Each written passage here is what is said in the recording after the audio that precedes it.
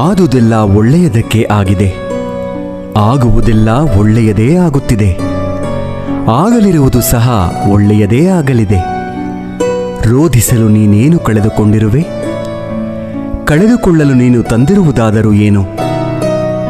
ನಾಶವಾಗಲು ನೀನು ಮಾಡಿರುವುದಾದರೂ ಏನು? ನೀನೇನು ಪಡೆದಿದ್ದರೂ ಅದನ್ನು ಇಲ್ಲಿಂದಲೇ ಪಡೆದಿರುವೆ. ಯಾವುದು ನಿನ್ನ ಭಾಗ್ಯದಲ್ಲಿ ಇದೆಯೋ ಅದು ನಿನಗೆ ಸಿಕ್ಕೇ ತೀರುತ್ತದೆ. ಯಾವುದು ನಿನ್ನದಲ್ಲವೋ ಅದು ನೀನು ಎಷ್ಟೇ ಪ್ರಯತ್ನಿಸಿದರೂ ಸಿಗಲಾರದು. ಚಿಂತೆ ಬಿಡು. ಜೀವನದಲ್ಲಿ ಬರುವುದೆಲ್ಲವ ಬಂದಂತೆ ಸ್ವೀಕರಿಸು. ನಮ್ಮ ಬದುಕೇ ಒಂದು ಹೋರಾಟ. ಈ ಹೋರಾಟದಲ್ಲಿ ನಾವು ಮಾಡುವ ಕಾರ್ಯವನ್ನು ಪ್ರಾಮಾಣಿಕವಾಗಿ ಮಾಡಬೇಕು. ಏನು ಆಗಬೇಕೋ ಅದು ಆಗೇ ತೀರುತ್ತದೆ. ಅದನ್ನು ತಡೆಯಲು ನಮ್ಮಿಂದ ಸಾಧ್ಯವಿಲ್ಲ. ಸತ್ಯದ ದಾರಿಯಲ್ಲಿ ಹೋಗು. ನೀನು ನಡೆಯುವಾಗ ಪಾತಾಳಕ್ಕೆ ಬಿದ್ದರೆ ನಿನ್ನನ್ನು ಮೇಲೆತ್ತಲು ನಾನು ಬಂದೇ ಬರುತ್ತೇನೆ.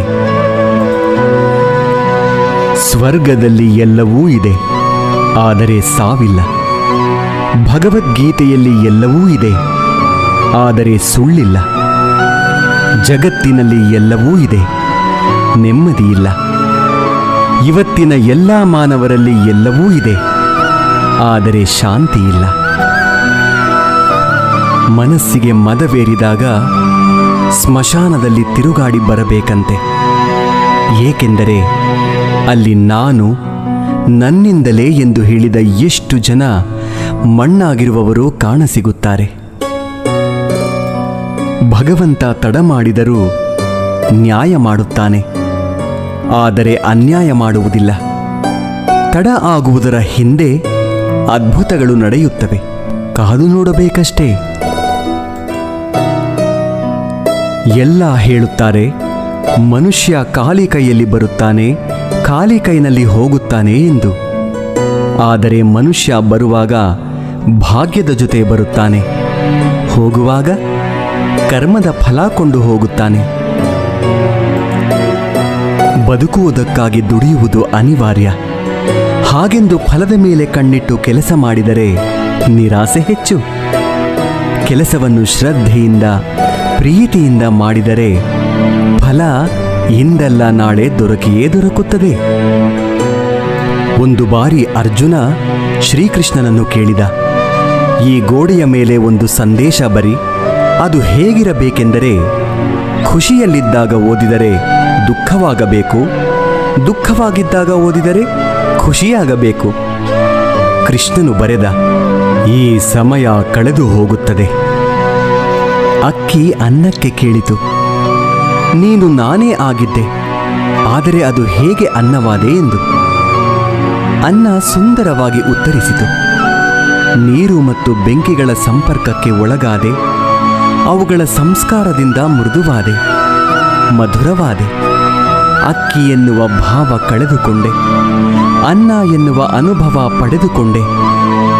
ಅದೇ ರೀತಿ ಸಜ್ಜನರ ಸಂಗದಿಂದ ನಮ್ಮಲ್ಲಿರುವ ಅಜ್ಞಾನ ದುರಿತ ದುಮ್ಮಾನಗಳ ಭಾವ ಕಾಠಿಣ್ಯತೆ ತೊಲಗಿ ಪುಣ್ಯ ಜ್ಞಾನ ಮೋಕ್ಷಗಳೆಂಬ ಮೃದುತ್ವದ ಅನುಭವ ದೊರೆಯುತ್ತದೆ. ಚಿಂತಿಸಲು ನೀನೇನು ಕಳೆದುಕೊಂಡಿರುವೆ? ನಿಶ್ಚಿಂತೆಯಿಂದಿರಲು ನೀನೇನು ಪಡೆದುಕೊಂಡಿರುವೆ? 3 ದಿನದ ಈ ನಾಟಕದಲ್ಲಿ ಕಳೆದುಕೊಳ್ಳಬೇಕಾಗಿರುವುದು ಕರ್ಮ ಒಂದೇ, ಪಡೆಯಬೇಕಾಗಿರುವುದು ಪುಣ್ಯ ಒಂದೇ.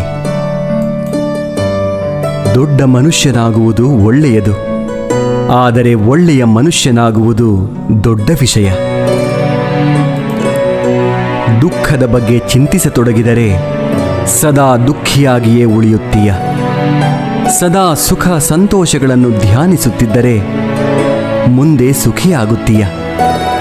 ಏಕೆಂದರೆ ಮನಸ್ಸು ಯಾವುದರ ಬಗ್ಗೆ ಹೆಚ್ಚಾಗಿ ಧ್ಯಾನಗೊಳ್ಳುವುದೋ ಅದೇ ಸಕ್ರಿಯವಾಗುವುದು. ಪರಮಾತ್ಮನಲ್ಲಿ ಏನನ್ನಾದರೂ ಬೇಡುವುದಾದರೆ ಪರಮಾತ್ಮನನ್ನೇ ಬೇಡು. ಪರಮಾತ್ಮ ನಿನ್ನವನಾದರೆ ಸರ್ವಸ್ವವೂ ನಿನ್ನದೇ. ಹೊಡೆತದ ನೋವನ್ನು ತಡೆದುಕೊಳ್ಳುವ ಶಕ್ತಿಯನ್ನು ನೀಡುವ ಭಗವಂತ ಸಮಯ ಬಂದಾಗ ತಿರುಗಿಸಿ ಹೊಡೆಯೋ ತಾಕತ್ತನ್ನು ನೀಡುತ್ತಾನೆ. ನೀವು ಪ್ರಯತ್ನಿಸುವವರೆಗೂ ನಿಮ್ಮೊಳಗಿನ ಶಕ್ತಿಯ ಅರಿವು ನಿಮಗಿರುವುದಿಲ್ಲ. ಪ್ರಯತ್ನ ನಿರಂತರವಾಗಿರಲಿ. ಒಂದು ವೇಳೆ ಮನುಷ್ಯ ತನ್ನ ನಿರೀಕ್ಷೆಗಳ ಮೇಲೆ ನಿರಂಕುಶ ಹಾಕಿ ತನ್ನ ವಿಚಾರಗಳನ್ನು ಬೇರಾವುದೋ ವ್ಯಕ್ತಿಯ ಪರಿವರ್ತನೆಯ ಬದಲು ತನ್ನ ಅಂತರಂಗವನ್ನು ಪರಿವರ್ತನೆ ಮಾಡುವ ಪ್ರಯತ್ನ ಮಾಡಿದರೆ ನಾವು ಸಂಬಂಧಗಳಲ್ಲಿ ಸಂತೋಷವನ್ನು ಹುಡುಕುವಲ್ಲಿ ಕಷ್ಟವಾಗುವುದೇ ಇಲ್ಲ. ಅರ್ಥಾತ್ ಸ್ವೀಕಾರ ಭಾವವೇ ಸಂಬಂಧದ ವಾಸ್ತವಿಕ ಅರ್ಥವಾಗುವುದು. ಸಮಸ್ಯೆ ಸವಾಲುಗಳನ್ನು ಯಾರು ಅವಕಾಶಗಳನ್ನಾಗಿ ಪರಿವರ್ತನೆ ಮಾಡಿಕೊಳ್ಳುತ್ತಾರೋ ಅವರು ಮಾತ್ರ ಬದುಕಿನಲ್ಲಿ ಗಟ್ಟಿಯಾಗಿ ನಿಲ್ಲಬಲ್ಲರು.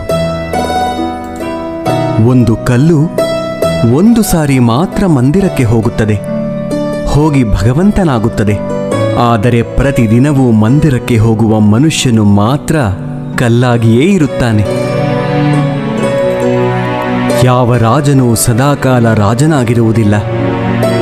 ಯಾವ ಶ್ರೀಮಂತನೂ ಕೊನೆಯವರೆಗೂ ಶ್ರೀಮಂತನಾಗಿರುವುದಿಲ್ಲ. ಯಾವ ಬಡವನೂ ಕೊನೆಯವರೆಗೂ ಬಡವನಾಗಿಯೇ ಇರುವುದಿಲ್ಲ. ಈ ಜಗತ್ತಿನಲ್ಲಿ ಯಾವುದು ಕೂಡ ಶಾಶ್ವತವಲ್ಲ. ಪರಿವರ್ತನೆಯೇ ಜಗದ ನಿಯಮವಾಗಿದೆ. ಬದುಕಿನಲ್ಲಿ ಅತಿಯಾಗಿ ಮೌನವಾಗಿರುವುದು ಒಳ್ಳೆಯದಲ್ಲ. ಸಮಯಕ್ಕೆ ಸರಿಯಾಗಿ ತಪ್ಪುಗಳನ್ನು ವಿರೋಧಿಸುವುದನ್ನು ಕಲಿಯಿರಿ. ದೇವರು ನಮ್ಮ ಜೊತೆಗಿಲ್ಲ, ನಮ್ಮ ಮನಸ್ಸಿನಲ್ಲಿಯೂ ಇಲ್ಲ. ಕೇವಲ ನಮ್ಮ ಆತ್ಮವಿಶ್ವಾಸದಲ್ಲಿ ಇರುತ್ತಾನೆ. ಯಾವಾಗ ಮನುಷ್ಯನು ತಾನು ಮಾಡಿದ ಕರ್ಮಫಲಗಳನ್ನು ಇದೇ ಜನ್ಮದಲ್ಲಿ ಅಥವಾ ಮುಂದಿನ ಜನ್ಮದಲ್ಲಿ ಅನುಭವಿಸಬೇಕಾಗುತ್ತದೆ ಎಂಬ ಜ್ಞಾನವನ್ನು ಅರಿತುಕೊಳ್ಳುತ್ತಾನೋ ಆಗ ಇಡೀ ಜಗತ್ತು ಬದಲಾವಣೆಯತ್ತ ಸಾಗಿಬಿಡುತ್ತದೆ. ಚರಿತ್ರೆಯಲ್ಲಿ ಗೆದ್ದವನಿಗೆ ಗೆದ್ದವನು ಎನ್ನುವ ಜಾಗವಿದೆ. ಸೋತವನಿಗೆ ಕೂಡ ಇಂಥವನೊಂದಿಗೆ ಸೆಣಸಾಡಿ ಸೋತ ಎನ್ನುವ ಜಾಗವಿದೆ. ಆದರೆ ನಿಂತುಕೊಂಡು ನೋಡುವವರಿಗೆ, ಆಡಿಕೊಂಡು ನಗುವವರಿಗೆ ಚರಿತ್ರೆಯಲ್ಲಿ ಎಲ್ಲಿಯೂ ಕೂಡ ಜಾಗವಿಲ್ಲ. ಕೋಪದಿಂದ ಮಾತನಾಡಿದರೆ ಗುಣವನ್ನು ಕಳೆದುಕೊಳ್ಳುತ್ತೇವೆ. ಹೆಚ್ಚಾಗಿ ಮಾತನಾಡಿದರೆ ಶಾಂತಿಯನ್ನು ಕಳೆದುಕೊಳ್ಳುತ್ತೇವೆ. ಅನಗತ್ಯವಾಗಿ ಮಾತನಾಡಿದರೆ ಕೆಲಸವನ್ನು ಕಳೆದುಕೊಳ್ಳುತ್ತೇವೆ. ಅಹಂಕಾರದಿಂದ ಮಾತನಾಡಿದರೆ ಪ್ರೀತಿಯನ್ನು ಕಳೆದುಕೊಳ್ಳುತ್ತೇವೆ. ಸುಳ್ಳು ಮಾತನಾಡಿದರೆ ಹೆಸರನ್ನು ಕಳೆದುಕೊಳ್ಳುತ್ತೇವೆ. ವೇಗವಾಗಿ ಮಾತನಾಡಿದರೆ ಅರ್ಥವನ್ನು ಕಳೆದುಕೊಳ್ಳುತ್ತೇವೆ. ಪ್ರೀತಿಯಿಂದ ಮಾತನಾಡಿದರೆ ಎಲ್ಲವನ್ನೂ ಗಳಿಸುತ್ತೇವೆ. ಬದುಕಿನಲ್ಲಿ ಏನೇ ನಡೆದರೂ ಒಳ್ಳೆಯದೇ. ವರ್ತಮಾನದಲ್ಲಿ ಏನಾಗುತ್ತಿದೆಯೋ ಅದೆಲ್ಲವೂ ಉತ್ತಮವಾಗಿಯೇ ನಡೆಯುತ್ತದೆ. ಮುಂದೆ ಏನಾಗುವುದೋ ಅದೆಲ್ಲವೂ ಚೆನ್ನಾಗಿಯೇ ಇರುತ್ತದೆ. ಭವಿಷ್ಯದ ಬಗ್ಗೆ ಚಿಂತಿಸಬೇಡಿ, ವರ್ತಮಾನದಲ್ಲಿ ಜೀವಿಸಿ. ಒಂದು ಬಾರಿ ಅರ್ಜುನ ಶ್ರೀಕೃಷ್ಣನನ್ನು ಕೇಳುತ್ತಾನೆ, ಎಲ್ಲವೂ ಹಣೆ ಬರಹದಲ್ಲೇ ಬರೆದಿದ್ದರೆ ಪ್ರಯತ್ನಪಟ್ಟು ಫಲವೇನು ಎಂದು. ಆವಾಗ ಶ್ರೀಕೃಷ್ಣನು ಉತ್ತರಿಸುತ್ತಾನೆ, ಯಾರಿಗೆ ಗೊತ್ತು, ಪ್ರಯತ್ನಪಟ್ಟರೆ ಸಿಗುತ್ತದೆ ಎಂದು ಹಣೆ ಬರಹದಲ್ಲಿ ಬರೆದಿದ್ದರೆ ಪ್ರಯತ್ನಂ ಸರ್ವಸಿದ್ಧಿ ಸಾಧನಂ. ಒಮ್ಮೆ ನಾರದರು ಶ್ರೀಕೃಷ್ಣನನ್ನು ಕೇಳಿದರಂತೆ, ಈ ಪ್ರಪಂಚದಲ್ಲಿ ಎಲ್ಲರೂ ದುಃಖಿಗಳಾಗಿದ್ದಾರೆ ಏಕೆ ಎಂದು.